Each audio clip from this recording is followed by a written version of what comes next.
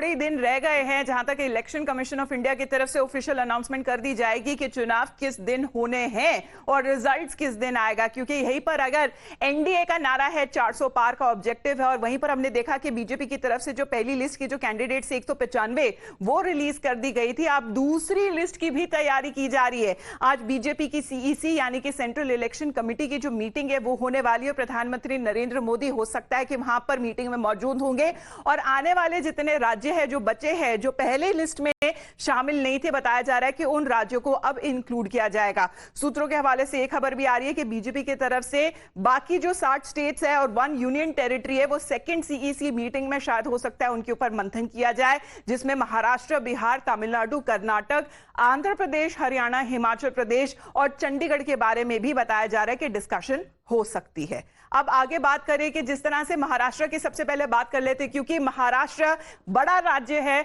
और यहीं पर अगर 48 सीटों की अगर बात की जाए तो यहां पे महायुति अलायंस जिसे कहा सकता है, बीजेपी, एकनाथ शिंदे की शिवसेना और अजीत पवार की एनसीपी। अब यहां पे आपको देख लेते कि आखिरकार फॉर्मूला क्या है, क्योंकि हमने देखा कि दोनों मुंबई और दिल्ली में लगातार बैठकों का जो दौर था वो जारी रहा था। अब यहीं पर बताया जा रहा है कि आखिरकार आज जो सीईसी होने वाली है उसके ऊपर जितने सारे राज्य है और एक यूनियन टेरिटरी है चंडीगढ़ की, उनके ऊपर मंथन हो सकता है। सूत्रों के हवाले से खबर आ रही है कि महाराष्ट्र, बिहार, तमिलनाडु, कर्नाटक, आंध्र प्रदेश, हरियाणा, हिमाचल प्रदेश और चंडीगढ़, यहां पे बताया जा रहा है कि इन सारे राज्यों के बीच हो सकता है कि जो सेकंड लिस्ट की जो डिस्कशन है वो हो सके। अब हम महाराष्ट्र की जिस तरह से बात कर रहे थे 48 सीट्स की, वहीं पर बताया जा रहा है कि बीजेपी ये मांग कर रही है और ये चाहती है कि कम से कम 30 से 32 सीट्स उसके खाते में जाए।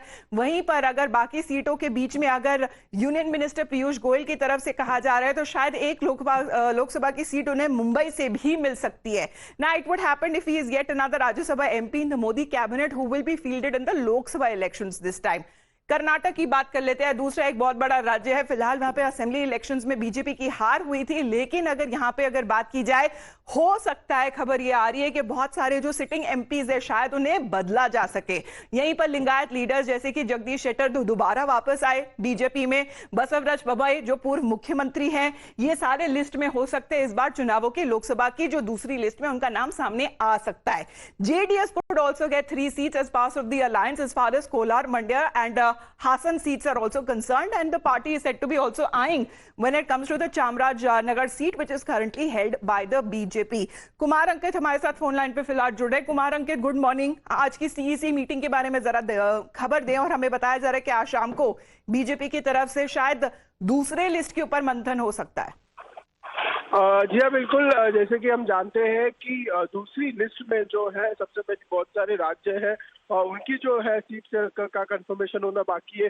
जहाँ पे अगर हम महाराष्ट्र की तरफ से बात करें तो महाराष्ट्र में 30 से 32 सीटें जो है वो बीजेपी की मांग कर रही है, और इसका सबसे महत्वपूर्ण कारण ये है कि जब शिंदे सरकार बनी थी तब बीजेपी की 100 से ज्यादा सीटें होने के बावजूद भी जो मुख्यमंत्री है वो एकनाथ शिंदे जी को बनाया गया था, और इसी के कारण जो है वो अभी बीजेपी कोई कॉम्प्रोमाइज करते महाराष्ट्र स्टेट में नजर नहीं आ रही है। उसके साथ साथ अगर हम नेशनल कांग्रेस पार्टी एनसीपी की बात करें तो एनसीपी की जो 2019 में 4 सीटें थी, जिसमें से अजित पवार गुट के पास अभी फिलहाल 2 सीटें हैं, तो वहां पे भी बीजेपी कोई कॉम्प्रोमाइज करने के लिए रेडी नहीं है, और इसी के लिए जो है वो महाराष्ट्र से 30 से 32 सीटों की बीजेपी जो है अभी फिलहाल सेकेंड लिस्ट में अगर बात करेंगे तो उनमें नाम जारी होने का आशंका है, क्योंकि जिस तरीके से प्राइम मिनिस्टर नरेंद्र मोदी, अमित शाह की जो दौरे जो है वो महाराष्ट्र के लिए हुए थे, उसके बाद देखा जा रहा है कि जल्द ही महाराष्ट्र की तरफ से ये सीट जो है वो डिक्लेयर हो जाएगी। और उसमें आज की मीटिंग में सबसे महत्वपूर्ण मुद्दा जो यही रहेगा कि सेकंड लिस्ट में कौन से राज्यों को जो है वो सीट शेयरिंग कंफर्मेशन देना होगा। जी धन्यवाद आपका कुमार अंकित हमारे साथ जुड़ने के लिए। तो ये तो बात कर्नाटक और महाराष्ट्र की हो गई, लेकिन अब हम बात करते हैं एक और कांग्रेस पार्टी शासित अगर राज्य है वो है हिमाचल प्रदेश का, क्योंकि यहीं पर अगर बताया जा रहा है जो इनकम्बेंट एमपीज है जिनका नाम पहली लिस्ट में शामिल हुआ था, लेकिन यहाँ पे बताया जा रहा है अनुराग ठाकुर जो यूनियन मिनिस्टर है वो हमीरपुर से लड़ सकते हैं, और यहीं पर बाकी जो 3 मीटिंग्स जो सीट्स है उनके ऊपर भी बताया जा रहा है जैसे कि कांगड़ा, मंडी और शिमला, इसके ऊपर भी डिस्कशन हो सकता है। ये बड़ी सीटों का नाम है अगर हिमाचल प्रदेश के बारे में बात की जाए। Now the party is also likely to discuss on the 10 seats in the states of Haryana. अब हरियाणा के बारे में भी हम बात कर लेते हैं, हिमाचल के बाद हरियाणा, जहां पर 10 सीट्स के लिए हरियाणा में जहां पे 4 सिटिंग एमपीज है, they are expected to be replace, उनकी टिकट कट सकती है, फिलहाल ये खबर आ रही है, because Times Now sources are also saying that there is a talk over fielding Randeep Hooda and Rohtak and to take on Devendra Hooda, but Randeep Hooda is currently reluctant to join politics, उनकी तरफ से अभी पूरी कोई क्लैरिटी नहीं है। पूनम हमारे साथ फिलहाल जुड़ रही है। हिमाचल के बारे में अगर हम पहले जिस तरह से बात कर रहे थे पूनम, असमंजस की स्थिति अभी वहां पर बनी हुई है, लेकिन कुछ ऐसे एमपीज है जो सिटिंग एमपीज है, जो यूनियन मिनिस्टर्स भी है, शायद उन्हें दोबारा टिकट मिल सकती है। पूनम,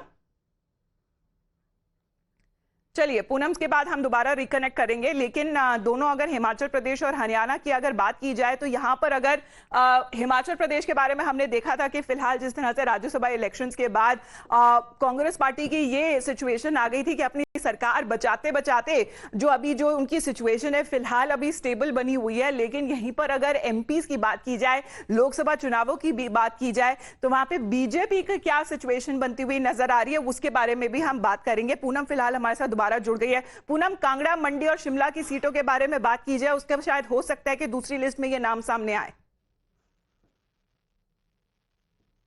हेलो पूनम, आपको मेरी आवाज आ रही है? हाँ जी बिल्कुल, जी बिल्कुल जी। तो हिमाचल के बारे में बताएं।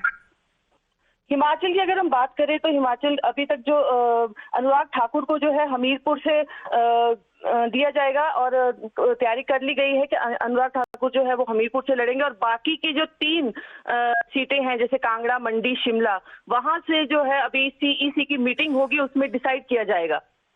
चलिए, धन्यवाद आपका पूनम हमारे साथ जुड़ने के लिए। अब यहीं पर हम हरियाणा की भी जिस तरह से बात करी है, अगर यहीं पे बात की जाए गुड़गांव से, क्योंकि राव इंद्रजीत सिंह का नाम सबसे पहले आता हुआ नजर आ रहा है, वहीं पर अगर फरीदा की बात करें तो कृष्ण पाल गुर्जर का नाम सामने आता हुआ नजर आ रहा है। ये सारे जो नेता हैं, अब यहीं पर हरियाणा के लिए जो बीजेपी की प्रोबेबल्स है उनके बारे में ये बात करते हैं, क्योंकि नायब सिंह का भी नाम सामने आ रहा है। ये हरियाणा के कुरुक्षेत्र से लड़ेंगे और शायद हो सकता है कि नवीन जिंदल कुरुक्षेत्र से लड़े। अब यहीं पर अगर बीजेपी के प्रोबेबल्स हैं, ये सारे नाम अभी फिलहाल आ रहे हैं, क्योंकि यहीं पर सिरसा की सीटें भी इंक्लूडेड है और किस तरह से ये लड़ाई होने वाली है इसके ऊपर भी मंथन किया जा सकता है। अब यहीं पर आंध्र प्रदेश के भी बारे में बात कर लेते हैं, क्योंकि आंध्र प्रदेश के साथ जो डील है वो ऑलरेडी सील हो चुकी है। हमने देखा कि चंद्रबाबू नायडू लगातार दिल्ली आए, उन्होंने टॉप लीडरशिप के साथ बातचीत करी और बीजेपी हो सकता है कि आगे वाले टाइम में जो स्ट्रैटेजी है वो 6 सीटों में शायद हो सकता है कि अनाउंसमेंट कर सके। अराकू के और राजमुंद्री में, राजमपेट में, हिंदूपुरा में और तिरुपति में शायद हो सकता है ये अनाउंसमेंट हो सकती है in the second list of the BJP CEC. चलिए सौमित के पास चलते हैं, हमारे साथ फिलहाल जुड़ गए। Saumit, good morning to you. Already deal अब सील हो चुकी है, Chandrababu Naidu coming back in the NDA fold. How is it exactly when it comes to number game or the number wise? BJP will be getting how much and the TDP will be getting how much? Well, the discussion between both the parties, actually between the 3 parties, TDP, Janasena and BJP has been very much successful and fruitful. Initially, everyone thought that, TDP might take the back step because, the seat sharing didn't go successful. And later, Babu stayed in the national capital for 3 days. And again, in the second meeting with Amit Shah, in national capital, the seat sharing has been successful. So basically, initially, TDP has agreed to give 4 MP seats and 6 to 7 MLA seats. And the BJP's demand was 5 to 6 MP seats and 10 to 12 assembly seats. And we are hearing from the sources that TDP has agreed to give 5 MP seats and 10 MLA seats. So that is not yet clear, but they will be announcing today or tomorrow. So we have to wait and see what about the seat sharing. And when it comes when it comes to Janasena, Pawan Kalyan had played an important role, especially when it comes to the mediating and the talks that happened between the BJP and the TDP. Sumit, thank you very much for that update. चलिए अब बात कर लेते हैं बिहार की, क्योंकि बिहार भी एक ऐसा राज्य है, वहीं पर नीतीश कुमार दोबारा एनडीए में लौट चुके हैं और यहीं पर 18 में से जो सीटें है 40 में, उसके ऊपर हो सकता है कि डिस्कशन हो रही है मुख्यमंत्री नीतीश कुमार के साथ, लेकिन वो फिलहाल अभी अब्रॉड में है। वापस जिस तरह से आते वहीं पर जो एलाइज के साथ जो बातचीत है वो लगातार जारी है और बीजेपी का प्रपोजल है 2019 का जो फॉर्मूला वो एलजेपी के फैक्शंस के साथ जिस तरह से रहा है, क्योंकि since the united LJP was given 6 seats back in 2019, the BJP is now ready to offer 4 seats to Chirag Paswan's faction and 2 seats to Pashupati Paras's faction.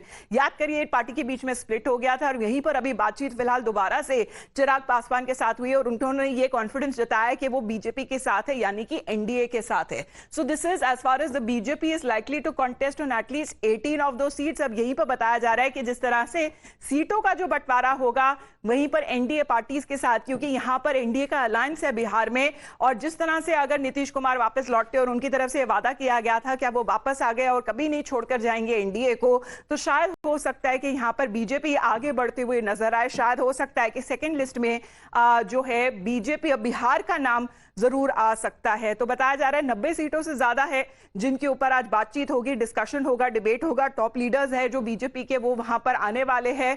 और सीईसी की मीटिंग हमने देखा तो जो पहली मीटिंग हुई थी वो कई घंटों तक चली थी, देर रात तक चली थी और फिर बीजेपी ने अपनी पहली लिस्ट जारी करी थी जिसमें 195 नाम थे और सबसे पहला नाम और सबसे ऊपर जो नाम था वो प्रधानमंत्री नरेंद्र मोदी का था, जो वाराणसी से दोबारा कॉन्टेस्ट कर रहे हैं। लेकिन यहीं पर अगर दूसरी सीईसी की बात की जाए तो आज होने वाली है और उसी के ऊपर बात की जाए तो 90 से राजा जो राज्य है, 90 से राज्य जो ज्यादा सीटें हैं कई राज्यों में, उसके ऊपर हो सकता है कि आज डिस्कशन हो, आज डिबेट हो और आज बहुत ही जल्द हो सकता है कि सेकेंड लिस्ट का भी अनाउंसमेंट बीजेपी की तरफ से किया जाए, क्योंकि यहां पर अगर बात की जाए तो बहुत सारे ऐसे राज्य हैं जहां बीजेपी ऑलरेडी दूसरी पार्टीज के साथ अलायंस में है, यानी कि एनडीए अलायंस में है। सब्यसाची हमारे साथ फिलहाल जुड़ गए। Sabyasachi, good morning to you. आज दूसरी सीईसी बैठक होने वाली है बीजेपी की। जी बिल्कुल, देखिए आज दूसरी जो अहम सीईसी की बैठक है वो होने वाली है। देखिए बीजेपी लगातार इसी कोशिश में है कि सेकेंड लिस्ट अनाउंस करने से पहले जो इनके गठबंधन करने की कोशिश है, चाहे वो टीडीपी हो या अन्य तमाम पार्टी हो जिनसे बातचीत चल रही है, जैसे बीजू जनता दल, उनसे कहीं ना कहीं मामला तय हो जाए और सेकेंड लिस्ट में बीजेपी को कहीं ना कहीं नाम रिलीज करने में आसानी हो। देखिए इस वक्त जो पहली लिस्ट बीजेपी की आई है वहां पे काफी नाम जो है काफी सरप्राइज थे और इनएक्सपीरियंस का मिक्सचर था और इसी देखिए सीईसी की जो सेकंड मीटिंग है वो भी काफी अहम है और सबसे ज्यादा ये है कि जो सेंट्रल लीडरशिप है वो खुद निर्णय ले रही है, वो हर सीट पे बात विचार करके जो ऑर्गेनाइजेशन लेवल में किस व्यक्ति की पॉपुलैरिटी कितना है, कितने काम किए हैं, ये सभी चीजें जो है एक्नॉलेज कर रही है और इसी मीटिंग में जो सेकंड लिस्ट की जो नाम है वो चर्चा में आएगी। चलिए, धन्यवाद आपका सब्यसाची हमारे साथ जुड़ने के। हम लगातार पूरा दिन आपके साथ अपडेट शेयर करते रहेंगे। जिस तरह से अगर आज जो बीजेपी की जो दूसरी सीईसी है वो आज शाम को होने वाली है। इसी के साथ हम रुक रहे छोटे से ब्रेक के लिए। आप देखते रहिए टाइम्स नाउ।